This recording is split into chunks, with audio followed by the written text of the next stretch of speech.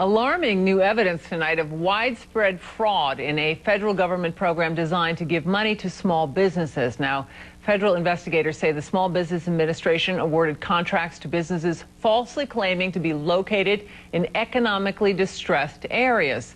The agency even gave small business contracts to some of the country's biggest companies. Carrie Lee has our report. Two government reports this month find the Small Business Administration awarded hundreds of millions of dollars to undeserving companies over the last 2 years. The SBA agrees with the findings. We don't dispute their numbers at all. We've taken a number of steps and a number of issues to address the challenges facing many of our programs. The Government Accountability Office concludes the SBA's Hub Zone program for businesses in economically distressed areas is, quote, vulnerable to fraud and abuse because information is rarely verified.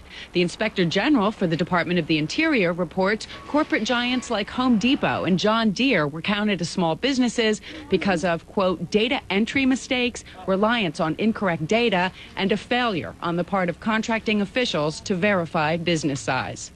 Those mistakes also helped the SBA towards its goals. It's not miscoding, it's intentional, and then in many cases it's outright federal contracting fraud. So I think the Bush administration has completely fabricated and falsified the government's compliance with the congressionally mandated 23% small business contracting goal.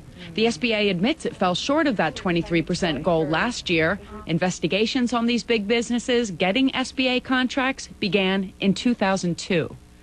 Now, any large firm that misrepresents itself as a small business to win a contract is guilty of felony. The Department of the Interior refers any suspicious activity to the Inspector General, but DOI and SBA sources, Kitty, tell us that there haven't been any prosecutions for misrepresentation. So meanwhile, all of this money is being awarded to companies that don't deserve it, and sometimes those companies misrepresenting themselves but not getting in trouble for it at all. It's hard to see how some of these companies can represent themselves as a small business. They're household names. Right. And, you know, in the GAO report, the GAO made up 4 fake companies blatantly not following the rules, and they still were awarded the certificate that they needed.